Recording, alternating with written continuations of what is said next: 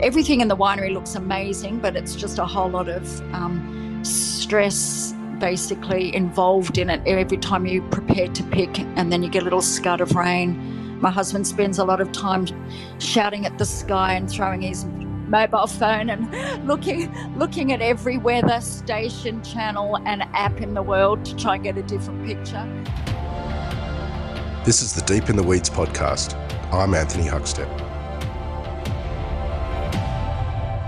Last summer, the bushfires had an enormous impact on tourism, restaurants, producers and vineyards right across Australia. The pandemic only delivered further pain for many in the regions. But will the coming years become a golden era for those working the land, producing wine and delivering regional culinary experiences for Australians keen to get out and about? Lisa Margan is the co-owner of Margan in Broke in the Hunter Valley, New South Wales. Lisa, how are you going? I am well, and I love that introduction. It sounds very positive. I hope it all plays out exactly that way. The golden era, bring it. Well, let's have a look at last summer with the bushfires compared to the one that we're experiencing at the moment. What's it, even though there has been a pandemic, has it been a better summer than the previous? Sure. So this time last year, we were just at the tail end of, well, I think it had just rained, and of course it never just rains, it floods. But we had just finished, it's still, of course, in everyone's memory, the fires that devastated the East Coast, lots of wine regions.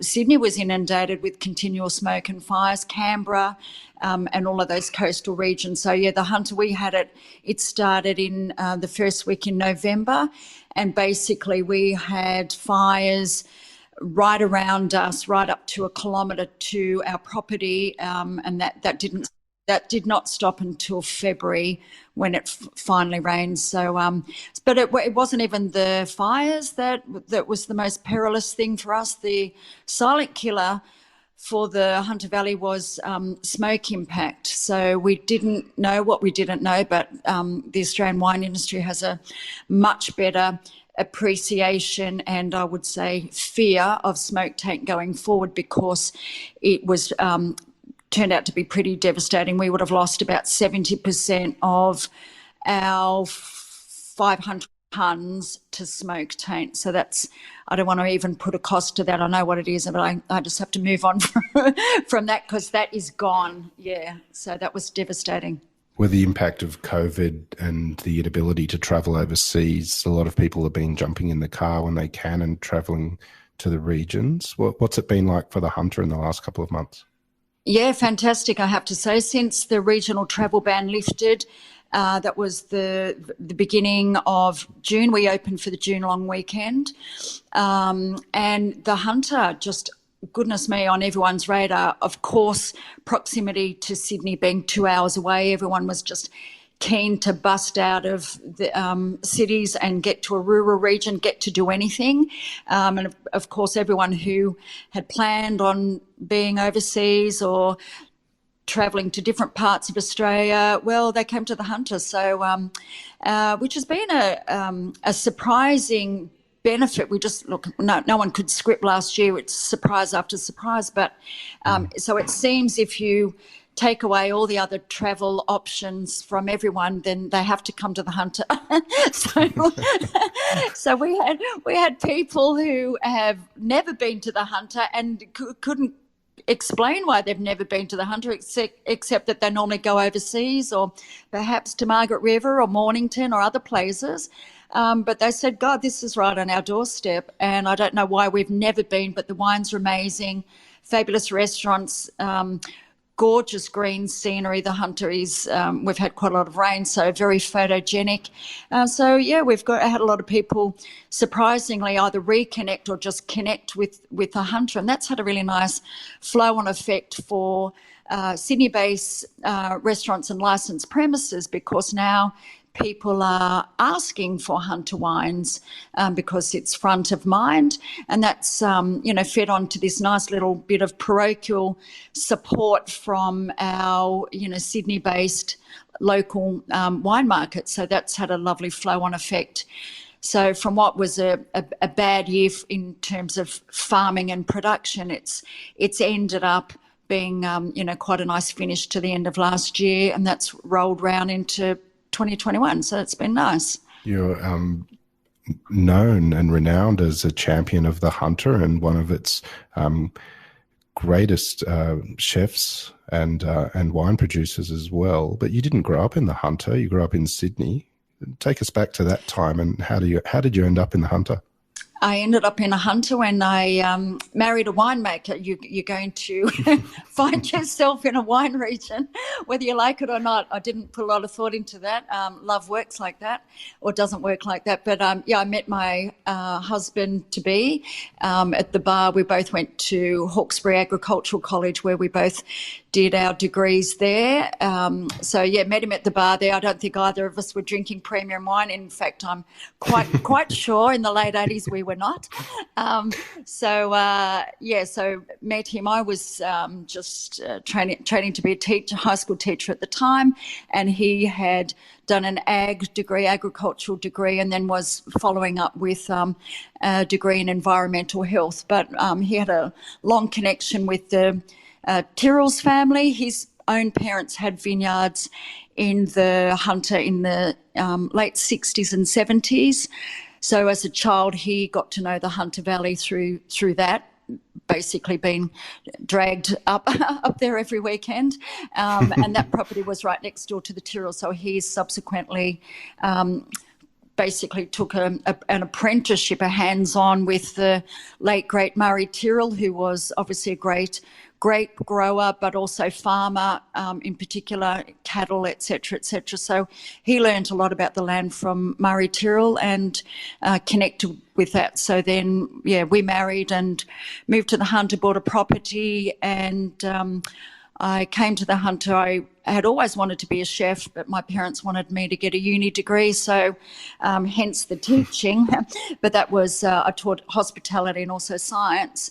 Taught that as well when I came to the Hunter, but thought, okay, I'm in a wine region now, and with wine goes food, so I'm going to go and start a chef apprenticeship. So I did. Wow. Yeah, I did that with Robert Molinez, who at the time had his restaurant, the Cellar Restaurant. He now is still on the pans, unbelievably, at almost 70, at Bistro Molinez, which is a beautiful restaurant in the Hunter. So retrained with him, did that for a couple of years, and then we both moved to France. We moved to Bordeaux. Andrew made wine, and I progressed with my cooking career there. So we did that for a few years. Well, we don't have the chance to go over to Bordeaux at the moment. No, sad. paint a picture of that time for us. And you said you were cooking, and he was learning to make wine over there. What was it like over there? What sort of things were you cooking? What sort of access did you have to produce? So first and foremost, for a little Aussie girl, the produce was just amazing. So obviously, Europeans really value their produce. They value the provenance of their produce. So you go to the markets, and here's the leeks that are from this farmer, and we wait until the white asparagus comes out and celebrate that seasonal moment. And these strawberries are from here. So that just puts a lot of focus and emphasis on the produce, which wasn't really the case in Australia back then. It certainly is now. We've come a long way in 3 decades, but this is early 90s. It wasn't so much the case in Australia. So that was a real eye-opener for me. Respect for produce, respect for provenance of the produce, and for the season. So wait till that produce comes into season, get excited about it, look forward to it, be sad when it's over, but you'll welcome the next thing. So don't, as a consumer, just demand that, year-round access to that produce just because you like it. So that was probably a big thing that I learned. Of course, I worked in a restaurant there, which was a 1 Michelin, so very disciplined kitchen. Fortunately, I'd worked with Robert Molinez, so I already had the yelling French male chef things sorted, and mostly blokes in a kitchen. I already had that bit down pat, so that wasn't a big transition there, but very disciplined kitchen brigades, which were probably pretty intimidating. All instructions in fast and furious French, and that wasn't going to be repeated just because she didn't have a solid grasp of the language. So there were quiet tears at the end of service every now and again. So that was challenging. And Andrew worked in a winery there, so we both learnt lots. And Bordeaux is obviously very blue chip wine region. So, there's money everywhere in Bordeaux in terms of the investment into vineyards. It's a very historic wine region, but it actually showed us how to do a wine region. So wine regions weren't as sophisticated back then. So we got a real a solid idea of what a wine region could look like, and we basically formulated our plans over there of when we got back to the Hunter, wouldn't it be great to do our own wine brand and put a restaurant with that, so food and wine and the garden and the whole thing. So that's all the genesis of those business plans happened there. Before you ventured out and created that, based on that blueprint, you ended up back at university doing a master's degree in science and nutrition and working in hospitals, cooking food as a nutritionist. What tell us about that period of time and how different that was to French kitchens? Yeah, so I was I came back. So we're adding 3 children in amongst this. If I say it fast, it doesn't hurt. But there was a lot of behind the scenes. So I thought, whilst I'm doing children, I will go back to uni and do my master's. Why I thought that was a good idea, I can't remember, but clearly I had a lot more energy then than I do now. But I went back to uni, did my master's in nutrition, worked in a hospital, not in the kitchen. I ran an outpatients clinic, so it was more as a clinician. And I did that whilst we had young children.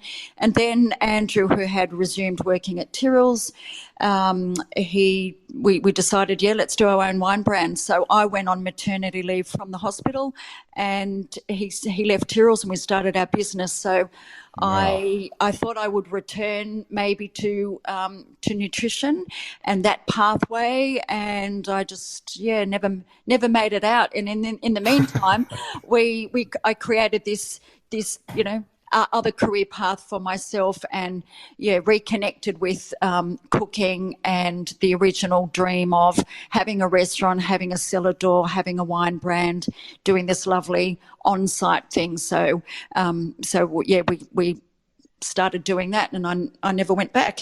Yep.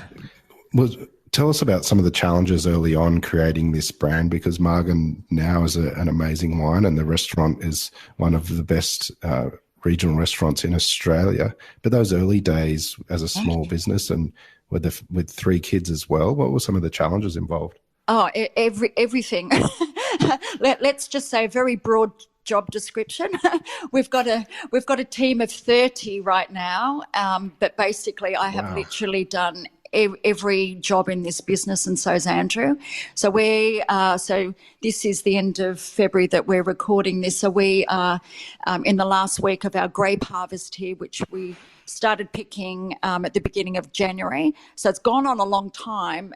Normally it would be wrapped up a bit earlier than now, but we haven't really had a summer. We've had a lot of rain, so it's dragged on quite a bit. So anyway, wine is at the core of what we do. So in the early days, it involved like physically managing a vineyard. So all the basic daily or seasonal jobs around that: pruning, tying up, picking, harvesting, weed management, etc., etc. So I can drive a tractor, I can slash, I can do all those things. Then there's winery work, which sounds glamorous, making wine, but if I took you to walked into our winery right now, you would go, wow, okay. So there's a lot of hosing of things down. There's a lot of hard physical work. So I have done all that. And then, of course, the restaurant side as well, which is hugely physical and can be very stressful, which is, I guess, why the retention rates for the hospitality industry fall off a little bit, because it can be, hard physical demanding work. So that was tough with a young family.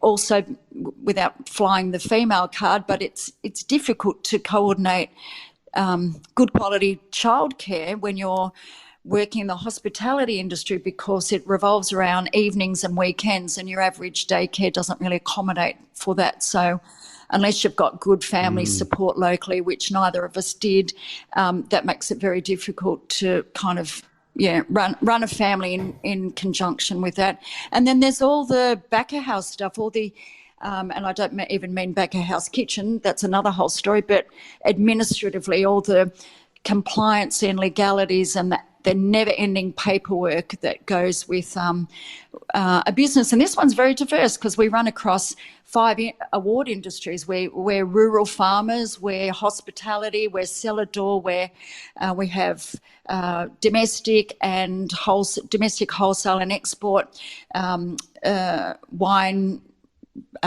sending it out to all of those markets. So, there's a lot of that, not to mention, things like HR and management of people and making sure everyone's fine and, all of that. So it's pretty diverse. Kitchen gardens became a thing in restaurants, and often they were almost just a small add-on to restaurants, but you were one of the first to have a real proper kitchen garden. What was it like managing that side of things and producing things for your own restaurant? Yeah, so the original concept was for, guests to come to this property and connect with their food, have a garden, an established garden that would be the size that could provide enough volume to basically supply the restaurant. We only open Friday, Saturday and Sunday, so you're looking at 250, 300 covers, so that's fine, and you've got time to kind of regroup in terms of garden produce and harvest fresh to go again next week. So pioneering it was, definitely. We learnt lots of lessons in the first year. We planted everything, and then of course it all becomes ripe at once, so you harvest it all, and then you've got so much stuff and nowhere to put it and nothing to do with it, and then the next week you've got nothing. So it's like, well, that's not going to work. So we pretty quickly learnt hard lessons in terms of stagger planting. So now, for example, we've just finished our summer corn, but we can get we've got a glass house, so we can get seedlings going in the glass house, so we can get them into the ground the minute the winter frosts go. Then we just have this continuity of planting. So literally every week we're planting a new row, so that once we start harvesting kind of around Christmas, then we'll get continuity every single week running through until like literally about now. Same with all of our summer produce, same with all of our seasonal produce. So we learnt that. We also learnt the bit about frost sensitivity. So, if you put a lettuce in your freezer, you'll see what a snap overnight frost will do to your garden. So we learned that, frost-sensitive things, you have to be careful around the timing. We've learned a lot about seeds, viability of seeds. We try and collect our own seeds from successful planting. So, for example, if that crop of whatever was particularly tasty, gather the seeds from that, because it's just Darwinianism, survival of the fittest or the survival of the tastiest. We'll save seeds from that. And for example, we planted a different species of corn. We bought some beautiful organic seeds, because that garden is all run organically, and they were hopeless. So the produce was not great. So it's fine to say you grow it yourself, but unless it's of beautiful quality, then what's the point? Otherwise, you have to sort of put it on the plate and apologise a little bit. So, so we ended up making delicious polenta with that. We dried that corn out, ran it all through the meat mincer, and made gorgeous polenta. So, so that's what we did with that. But yeah, the kitchen garden, you know, a lot of people are getting on board with that, which I think is fantastic. You know, the more we grow ourselves, the better. But it does take a lot of management. It's not necessarily cheaper. We probably break even because it's labour intensive. So it's a garden, it's an orchard. We have free range chickens. We have estate reared lambs. We've got about 50 of those on the go. Beautiful Suffolk lambs, beehives, olive groves. But all these things are really labour intensive, and labour's expensive.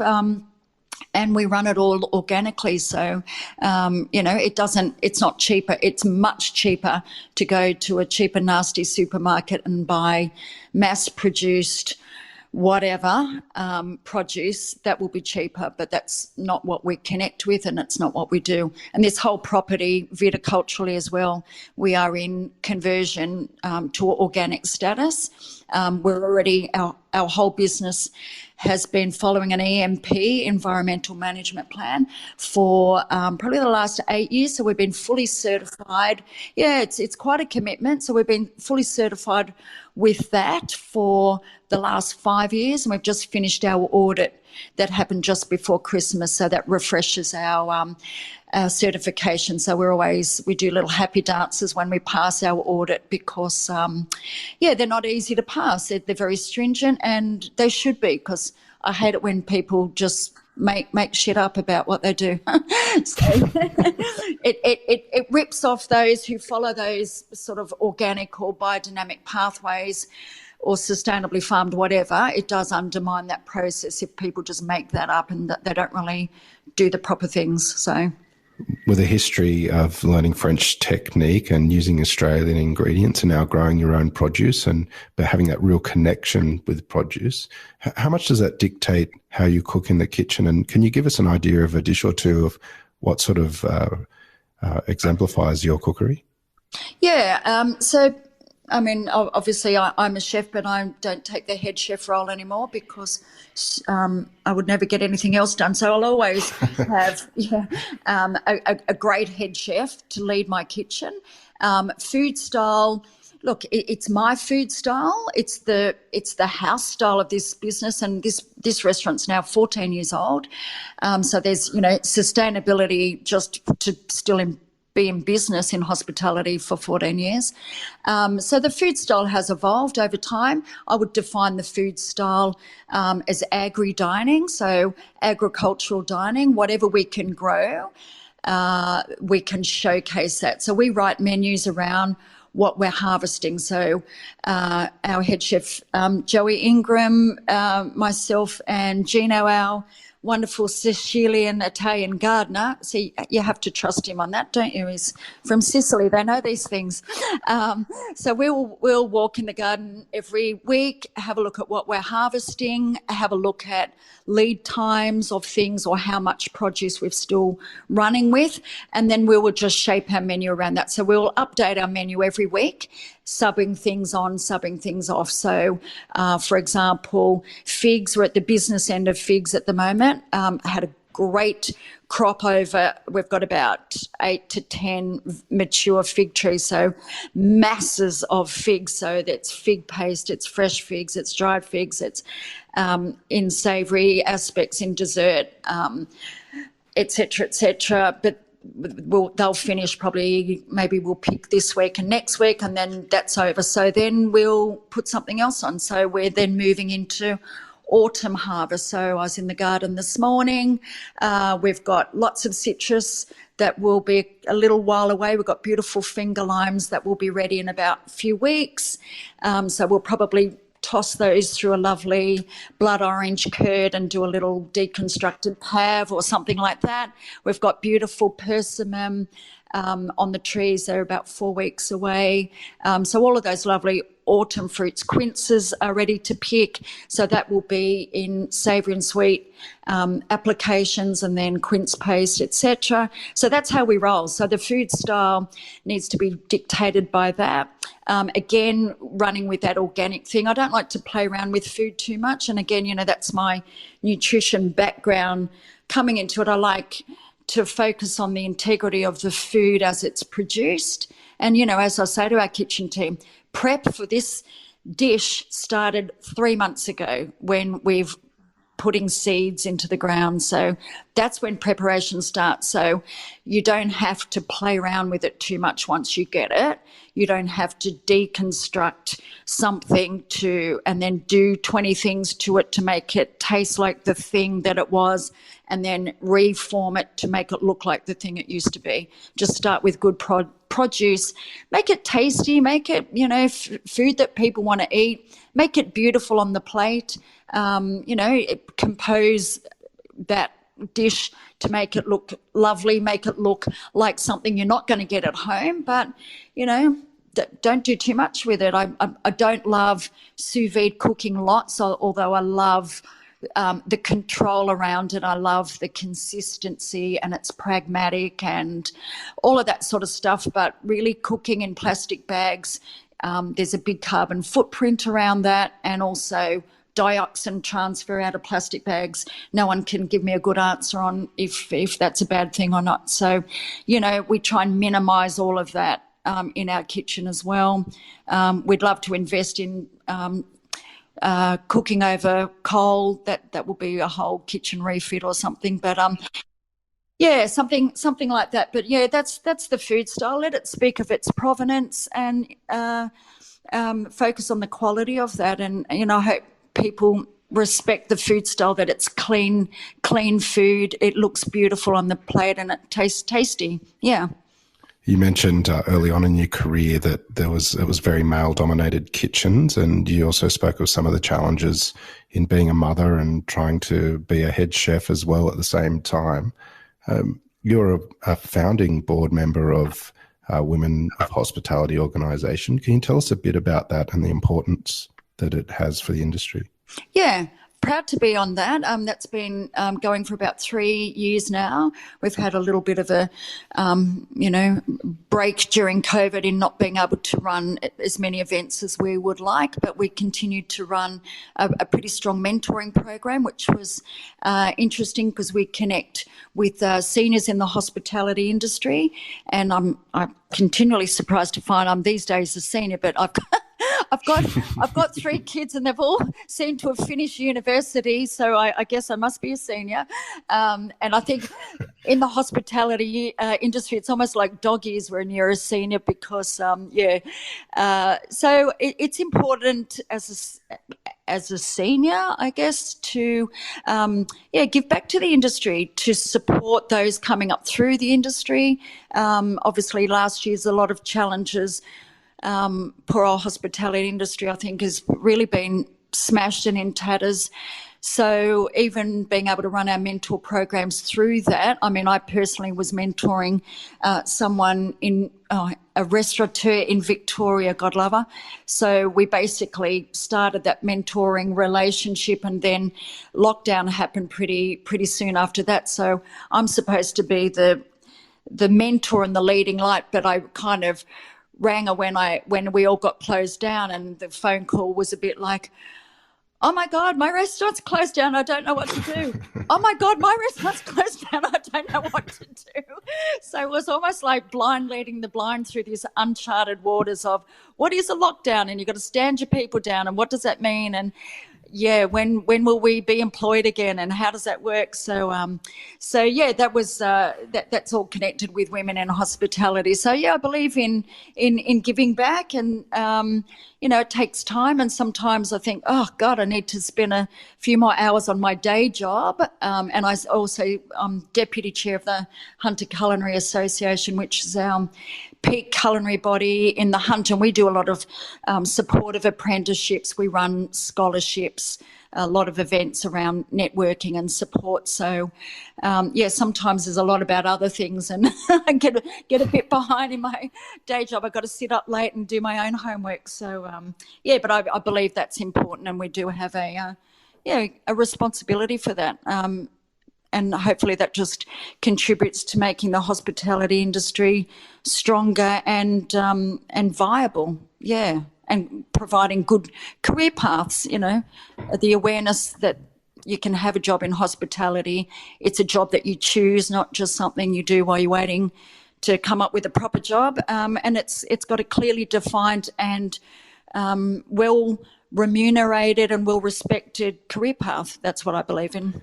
You mentioned a little earlier that the grape harvest was a little later because of the rain. What sort of impact will that have on the wines that you'll produce? Can you tell what might come to fruition with that? Okay, so lots of rain for anyone harvesting anything right at harvest time is not what anyone wants. If you grow wheat or whatever, have an orchard or whatever, you just don't want rain while you're trying to pick. Number one, because the produce is vulnerable. It's perfectly ripe at that point, so it's vulnerable. The skins are thinner, so you, in terms of grapes, or any fruit, that fruit is more susceptible to mildew and mould disease issues.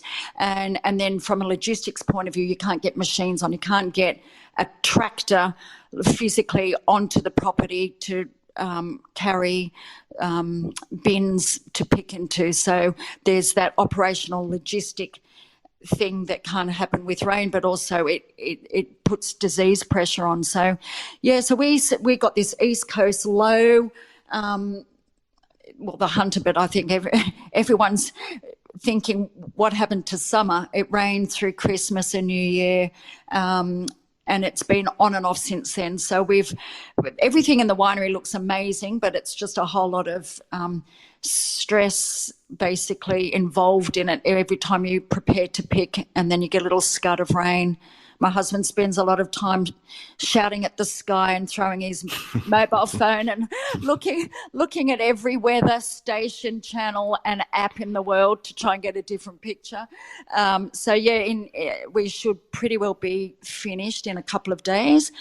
And then everyone will just sleep, I think, for a little bit because, for example, last Friday we had rain forecast coming in. So literally all the hunter winemakers are on, speed dial with each other. Are you going to pick, risk it? I wouldn't mind another Beaumet of ripeness. That means sugar ripeness. I know, but this weather's coming in. So all of a sudden we picked 70 tonnes in 20 hours. So my husband was on a tractor for 20 hours and 2 in the winery put through that almost single-handedly. So they didn't get to bed till 4:30 in the morning, and so that was just a hell of a day, but we got it all in and then it poured. So that is farming. Who'd be a farmer is a saying. At the top of the show we talked about whether or not there's going to be a golden era for operators in the regions. What's your thought about that and your sense for the next year or two? Well, firstly, I would love people to reconnect with rural regions. It's great to do a road trip and just have a look at, inland Australia a little bit. It's the heart and the soul of this country. Real people doing real things, and you get to just see all of that. So tourism to wine regions, I will say New South Wales wine regions, but I'm sure it's true everywhere. It's been great, and again, whilst no one lets us off this island that we're on, which is Australia's a lovely island to be stuck on, I have to say, but, whilst no one can do the international travel and whilst interstate travel is still a little bit start-stop, it's just been great for people to reconnect with their backyard. Having that lovely parochial support has meant a lot to farmers, right at a time where they've, had not just a hard year, but there was 3 years of hard drought before that is now just a distant memory because everything's so green at the moment. And it does sound like us farmers are fussy. You know, we want the rain. Oh, no, not too much now. I don't want it today. I'd like it after we pick that. A little bit of moderation, somewhere between hard drought for 3 years and floods would be really nice. But, you know, it's great for people to be, you know, supporting Australia, actually, supporting Australian farmers. And, you know, we've seen what's played out with you know, trade or exporting to China when farming gets tangled up with international diplomacy, and then in a heartbeat, you know, livelihoods are lost and no one wants wine to China, or it's difficult now, or barley or beef or lobster or whatever the thing is. You know, it's a great opportunity to say this is a great country. We can produce lots of things of high quality that usually has global markets and demand everywhere. Let's support our own. Let's support our own, you know, food and wine and whatever other products that we can make. Let's get some industries going again. You know, we used to be a country off the back of the merino industry, but now we, you know, we don't have that manufacturing segment anymore. So, you know, wouldn't it be nice if a lot of that manufacturing came back to Australia and we you know, supported that here? That's my dream. That'd be nice. Well, amazing, and amazing to talk to you, Lisa. An extraordinary chat today. We've loved having you on Deep in the Weeds. Let's hope that a golden era is what's in place in the next couple of years, and we'll catch up and talk again soon. Delightful. Great to talk. You have a great day. This is the Deep in the Weeds podcast. I'm Anthony Huckstep. Stay tuned as we share the stories of Australia's hospo community, suppliers and producers in search of hope during this pandemic. Special thanks to executive producer Rob Locke for making this all happen. Follow us on Instagram at Deep in the Weeds Podcast, or email us at podcast@deepintheweeds.com.au. Stay safe and be well.